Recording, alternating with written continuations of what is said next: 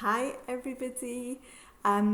Today's immunity booster is all about vegetable oils, and I'm really chuffed because I found this lecture online done by Chris Nobe. He's an ophthalmologist with a real interest in age-related macular degeneration, and he has done a lot of research into seed oils and their effect on health. And I've been advising against seed oils, so getting rid of seed oils from your diet for about 7 or 8 years now since I started looking into it. So it's fantastic to find this lecture, which I can share. And I've put some links down below for you to have a look at. So please take some time out. This is really important because, we've lost generations of health to the food industry and to skewed science and public health. The people that advise us, I'm not blaming or highlighting the medical profession in order to blame or criticize.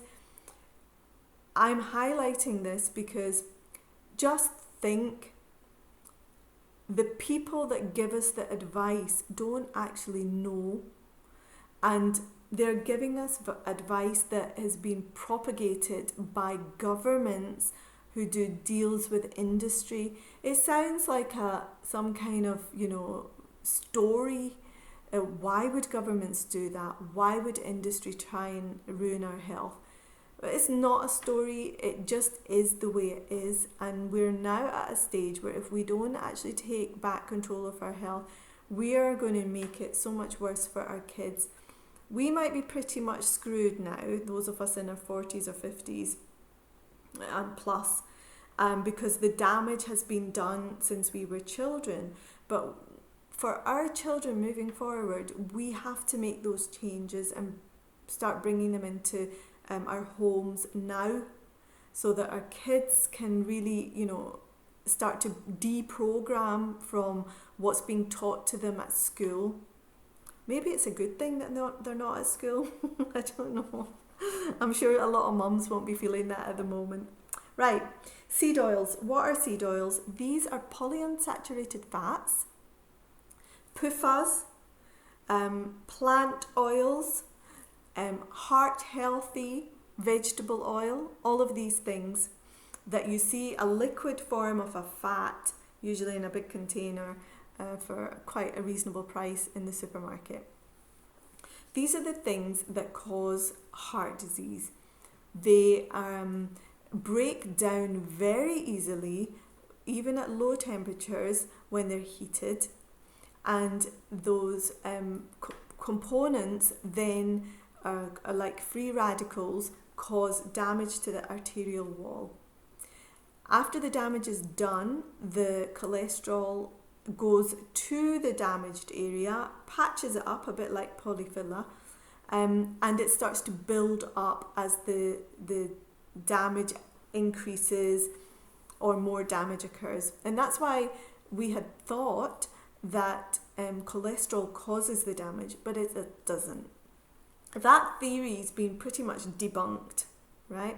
The only reason it still stands is because, when you get something wrong and then you invest all your energy promoting it and telling other people that it's right, can you imagine how it feels when you have to admit that you were wrong all that time?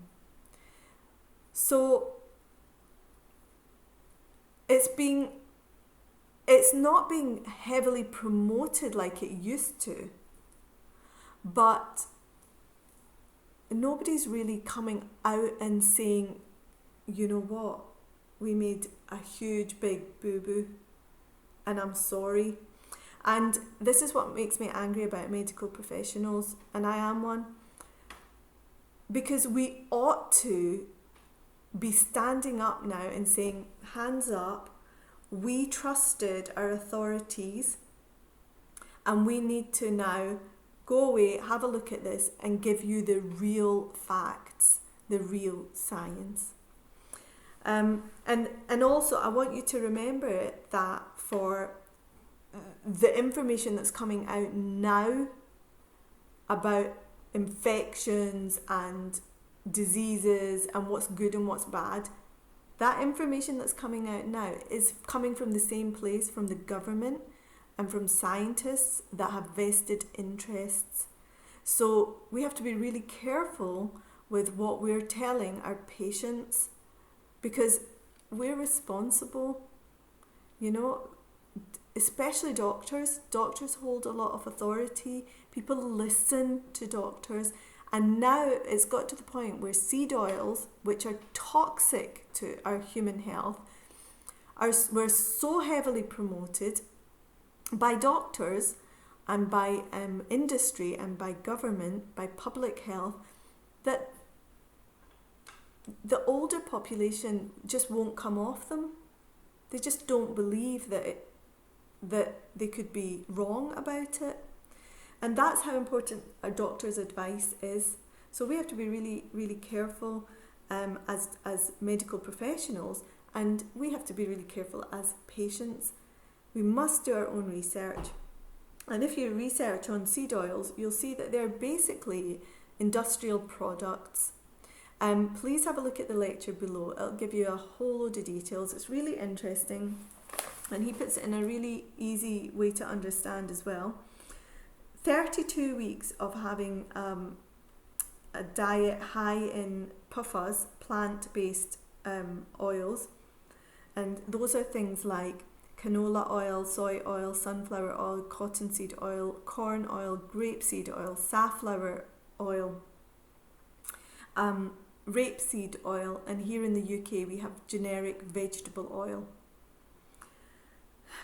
32 weeks of a 10% linoleic acid diet, which is, we have in our diet, we have a bit more than that now.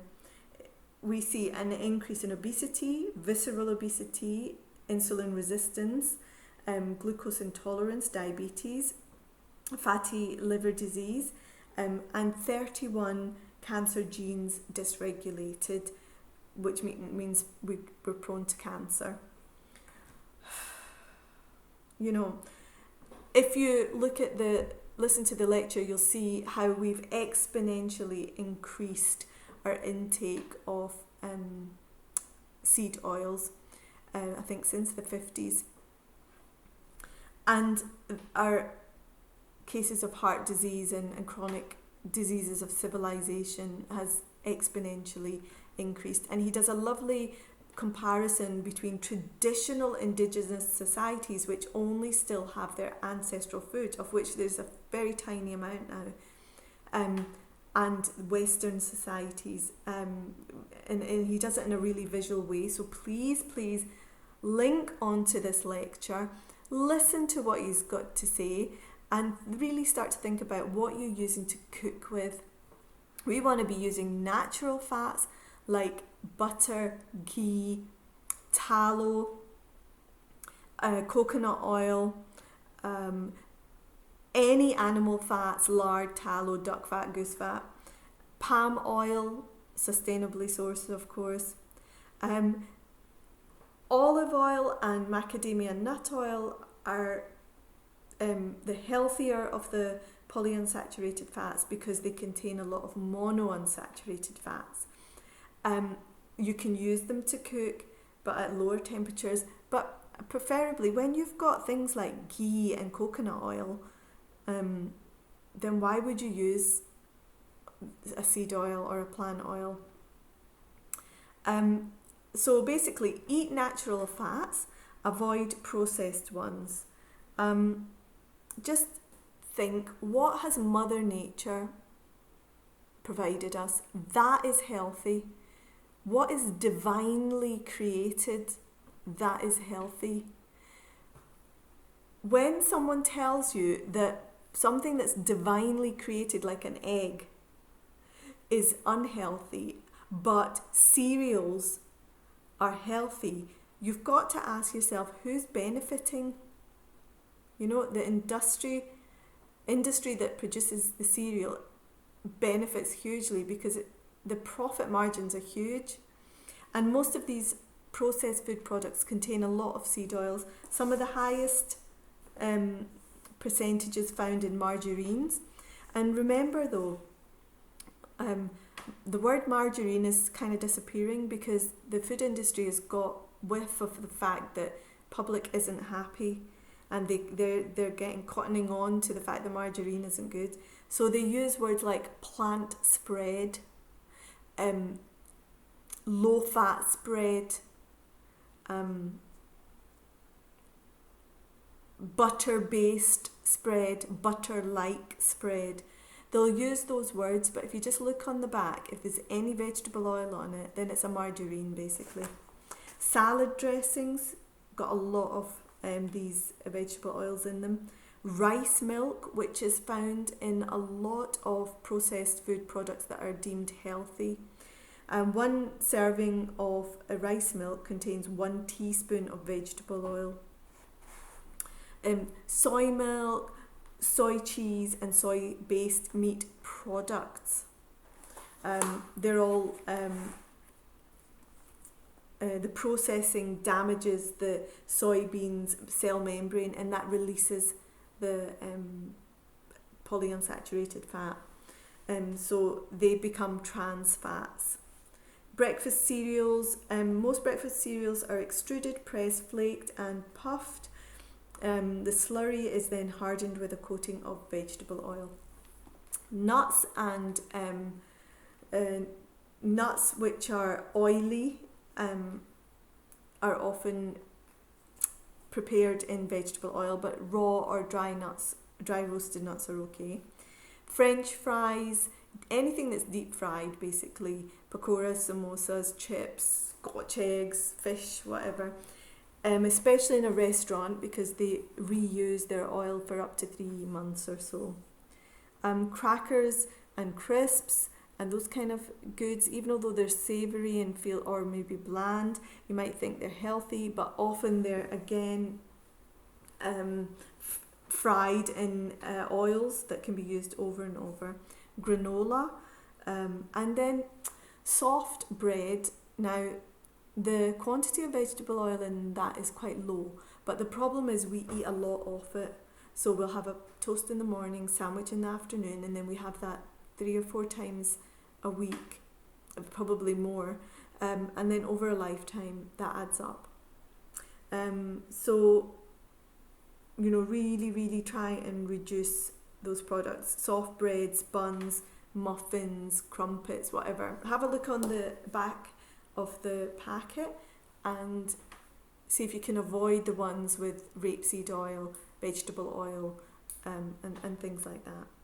Okay, I'm going to leave the links down below and have a listen to them. There's also a book I'd like to recommend. Can you see that? Isabelle and her Trans, The Real Food Solution. This is packed with information and there's a really good section on fats. So I'll leave a link about this one as well. I hope that's given you some food for thought, and let me know what you think. Take care, guys.